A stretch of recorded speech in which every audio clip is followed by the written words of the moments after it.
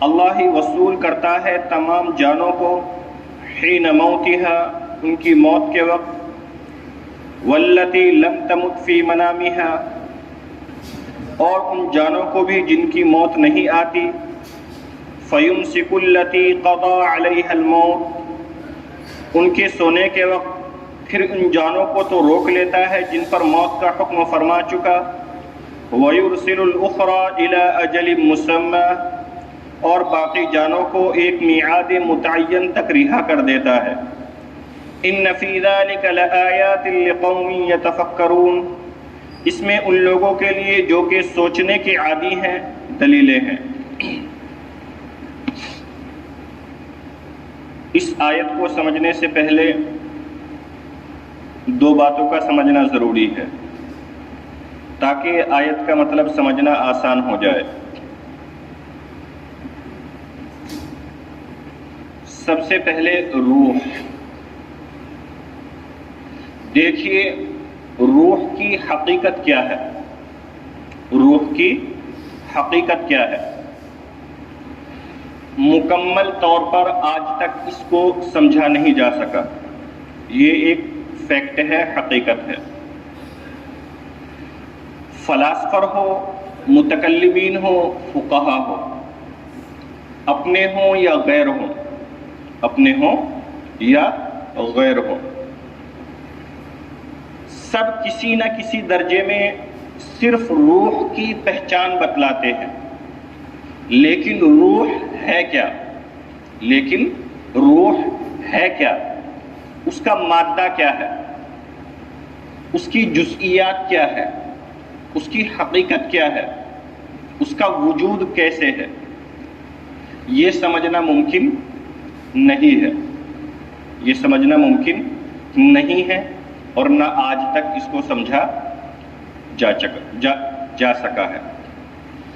ہر ایک نے اپنے اعتبار سے روح کی خاصیت بتلائی ہے کہ روح کیا ہوتی ہے، لیکن اس کی حقیقت کا ادراک آج تک کوئی نہیں کر سکا۔ حضرت شاہ ولی اللہ محدث دہلوی رحمہ اللہ اپنی کتاب حجت اللہ البالغہ کے اندر تحریر فرماتے ہیں کہ روح کے اندر تین چیزیں ہوتی ہیں۔ روح کے اندر، چونکہ وہ اسلامی فلاسفر ہے تو انہوں نے اسلامی اعتبار سے بیان فرمائی۔ نمبر ایک تمیز، نمبر دو حیات اور نمبر تین اطاعت۔ روح کے اندر تین چیزیں ہوتی ہیں۔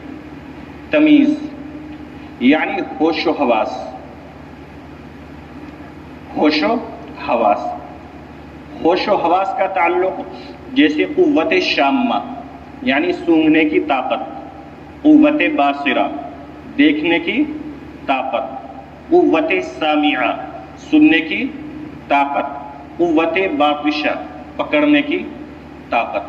تو یہ ہے تمیز۔ تمیز کا مطلب وہ نہیں ہے جو ہم سمجھتے ہیں، تو تمیز کا مطلب ہے ہوش، فرق کرنا، جاننا کہ یہ چیز گرم ہے ٹھنڈی ہے، یہ چیز نارمل ہے یا یہ چیز کیسی ہے، اچھی ہے بری ہے، یہ چیز مزے کے اعتبار سے خراب ہے، کھٹی ہے، میٹھی ہے۔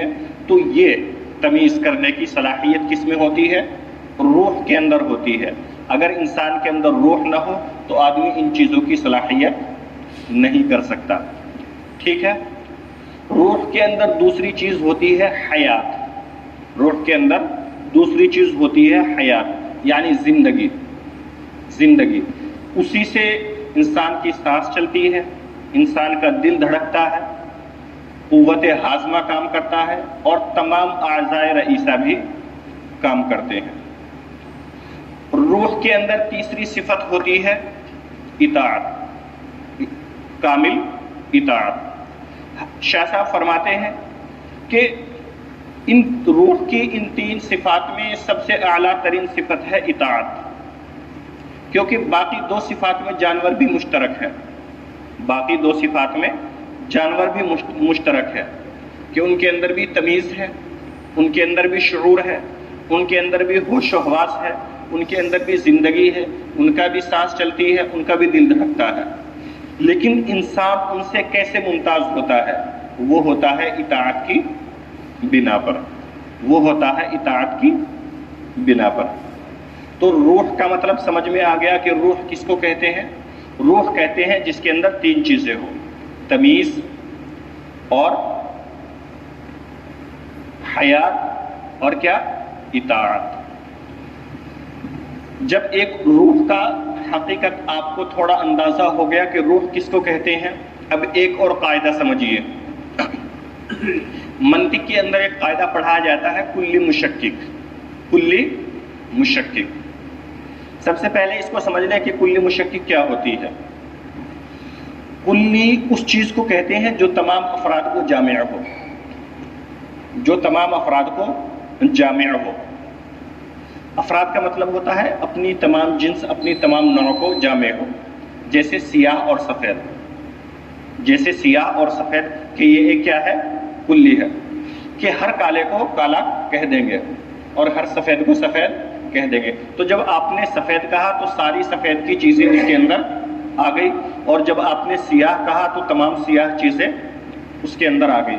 اس کو کیا کہتے ہیں؟ کلی۔ اب ایک ہوتا ہے مشکک، کلی کی بہت سارے قسمیں ہیں، جزئی وغیرہ، اس میں ایک قسم ہوتا ہے مشکک۔ مشکک کا مطلب ہوتا ہے جو تمام افراد کو شامل نہ ہو، جیسے سیاہ اور سیاہ، سفید اور سفید۔ پہلی مثال کیا تھی؟ سیاہ اور سفید، کہ جب سیاہ کہہ دیا تو تمام چیزیں اس کے اندر آ گئی، جب سفید کہہ دیا تو تمام سفیدی اس میں آ گئی۔ اور کلی مشکک کی مثال ہے جیسے سیاہ اور سیاہ، کہ آپ نے کالے کے مقابل کس کو رکھا ہے؟ کالے ہی کو رکھا ہے، سفید کے مقابل سفید ہی کو رکھا ہے۔ کوئی گہرا کالا ہوگا، کوئی تھوڑا نرم کالا ہوگا، کوئی سانولے کلر کا ہوگا، اسی طرح سفید، ٹھیک ہے؟ یعنی جو تمام اپنے افراد کو شامل نہ ہو، تمام اپنے افراد کو شامل نہ ہو۔ آپ اس کو ایسے سمجھ سکتے ہیں جیسے کسی شخص پر 1000 روپے ہے، 1000 روپے ہے۔ اللہ نے یہاں اس سے پہلے ایک چیز سمجھے، اللہ نے یہاں پر لفظ استعمال کیا اللہ یتوفا۔ توفا یتوفا کے معنی آتے ہیں کسی چیز کو وصول کرنا۔ توفا یتوفا کے معنی آتے ہیں وصول کرنا، وصول کرنا، لے لینا۔ اب مثال سمجھے کہ جیسے کسی شخص کو آپ نے 1000 روپے دیے، کسی شخص کو آپ نے 1000 روپے ادھار دیے، اب آپ نے اس سے مانگے تو اس نے 500 دیے، 500 نہیں لیے، 500 بھی نہیں دیے، تو اس نے 500 وصول کیے یا 500 وصول نہیں کیے؟ آدھے تو آئے نا۔ اگر پورے 1000 دیتے تھا تو مکمل وصول ہو جاتے، لیکن 500 دیے ہیں تو وصول تو ہوئے نا۔ اب سمجھ رہے کلی کیا تھی؟ کہ اگر وہ پورے 1000 دے دیتا، اگر وہ پورے 1000 دے دیتا تو یہ سارے کے سارے میرے پاس آ گئے تھے۔ اب مشکک کیا ہے؟ کہ اس نے 500 دیے لیکن 500 نہیں دیے، یعنی اب یہ اپنے سارے افراد کو شامل نہیں ہے، لیکن یہ بھی نہیں کہہ سکتے کہ اس نے دیے نہیں، یہ بھی نہیں کہہ سکتے کہ اس نے دیے نہیں، کیونکہ 500 اس نے دیے ہیں، 500 اس نے وصول کیے ہیں۔ بات سمجھ میں آ گئی؟ اب آیت پر آتے ہیں۔ اللہ فرماتے ہیں کہ ہم موت کے وقت ہم اللہ یتوفی الانفس حین موتها، کہ ہم انسان کی جانوں کو وصول کر لیتے ہیں 2 وقت، ایک مرنے کے وقت اور ایک کیا ہے؟ سونے کے وقت۔ بات سمجھ میں آ رہی ہے؟ کیونکہ وہ ان 2 قاعدوں کو یاد رکھنا، اگر وہ 2 قاعدے نہیں سمجھ میں آئے تو یہ پوری آیت نہیں سمجھ میں آئے گی کبھی بھی۔ اللہ نے کیا کہا؟ کہ ہم انسان کی جانوں کو وصول کر لیتے ہیں ان کی موت کے وقت اور کیا ہے؟ ان کے سونے کے وقت۔ تو دیکھیں وصول اللہ دونوں وقت کرتے ہیں، لیکن ایک موت کے وقت وصول کرنا مکمل ہے اور نیند کے وقت وصول کرنا آدھا ہے۔ بات سمجھ میں آ گئی؟ یہ آیت اور طرح سمجھ میں آ جائے تو موت کا فنڈا سمجھ لیتے ہیں کہ موت کہتے کس کو ہے۔ دیکھیے 3 چیزیں ہوتی ہیں، ایک ہے حواس کا معطل ہو جانا. پہلے بتلائی تھی کہ روح کے اندر 3 چیزیں ہوتی ہیں. ایک تمیز یعنی ہوش و حواس. اگر انسان کے ہوش و حواس معطل ہو جائے، یعنی جیسے انسان بے ہوشی میں چلا جائے، مراقبے میں چلا جائے، یہ کیا ہے نیند میں چلا جائے، تو اس کے کیا ہے حواس معطل ہو جاتے ہیں. روح کی کتنی چیزیں تھی؟ 3. تمیز یعنی جب انسان سوتا ہے تو اس کی تمیز ختم ہو جاتی ہے. ختم ہو جاتی ہے بالکل صحیح ہے، لیکن حیات اس کے اندر رہتی ہے. دوسری مثال کہ جیسے انسان کوما میں چلا جائے تو اس کے بدنی تمام حرکات جو ہیں وہ معطل ہو جاتے ہیں کہ اس کا بدن کام کرنا بند کر دیتا ہے. اس کو کہتے ہیں حواس باطنہ، کہ اس کا بدن کام کرنا بند کر دیتا ہے، لیکن زندگی اس کے اندر ہوتی ہے. یعنی روح، سانس چلتی ہے اور دل دھڑکتا ہے. لیکن جب وہ بھی ختم ہو جائے، اگر دل دھڑکنا بند ہو جائے تو آدمی مر جاتا ہے یا نہیں؟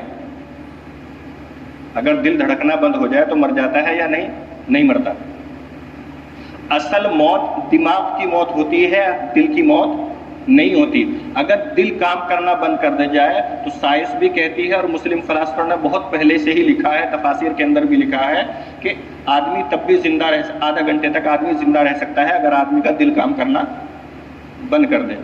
اصل جو دل کا تعلق جو دماغ سے ہے، جب وہ وہاں دماغ کا حصہ کام کرنا بند کر دے گا تب انسان کی موت ہو جائے گی. آپ نے دیکھا ہوگا ڈاکٹر دل کو تو ایک طرف نکال کے رکھ دیتا ہے، جب ٹرانسپلانٹ کرتا ہے تو ہارٹ کو تو نکال کے ایک طرف رکھ دیتا ہے، وہ تو آدمی کو مر جانا چاہیے، لیکن نہیں، کیونکہ اصل دماغ کی موت ہوتی ہے. تو اب سمجھ میں آیا؟ تو اللہ نے کیا کہا؟ اللہ جانوں کو وصول کر لیتا ہے موت کے وقت اور نیند کے وقت. تو موت کے وقت مکمل وصول کرتا ہے اور نیند کے وقت آدھا وصول کرتا ہے. جیسے آ کے آپ کو مثال دی تھی کہ 1000 ہو، اس میں سے 500 وصول کر لے اور 500 رہنے دے، 500 رہنے دے. پھر روح کی مثال بھی اس لیے بتلائی کہ روح کا آدھا حصہ سوتے وقت کام کرنا بند کر دیتا ہے، یعنی تمیز، اور ایک حصہ یعنی حیات کام کرتی رہتی ہے. اب بات سمجھ میں آ گئی؟ تو اللہ نے اسی کو فرمایا اللہ یتوفی الانفس، کہ اللہ جانوں کو وصول کر لیتا ہے حین موتها، ان کی موت کے وقت، والتی لم تمت فی منامها، اور جو لوگ اپنی نیند کے اندر نہیں مرے ان کی بھی، لیکن دونوں کا وصول کرنا الگ ہے. آپ کہو گے کہ کیونکہ اگر وہ پوری بات نہیں سمجھیں گے تو پھر اعتراض ہو جائے گا کہ سوتے وقت آدمی مرتا تھوڑا ہی ہے، زندہ رہتا ہے. فَيُمْسِكُ الَّتِي قَضَى عَلَيْهَا الْمَوْتِ، بس جن کی موت ہو چکی ہوتی ہے اللہ ان کی روح کو روک لیتا ہے. وَيُرْسِلُ الْأُخْرَى إِلَىٰ أَجَلٍ مُّسَمًّى، اور دوسروں کو ایک معینہ مدت تک چھوڑ دیتا ہے، یعنی دوسروں کی روح کو واپس کر دیتا ہے، ان کے حواس کو واپس کر دیتا ہے کہ تمہاری ابھی زندگی ہے. یہاں سے ایک اور چیز یاد رکھ لیں کہ جب موت کا اور حیات کا فلسفہ آپ کے سمجھ میں آ چکا تو ایک اور فلسفہ اس آیت کے تحت بیان کیا جاتا ہے کہ انبیاء کی موت میں اور عام انسان کی موت کے اندر کیا ہے، فرق ہوتا ہے.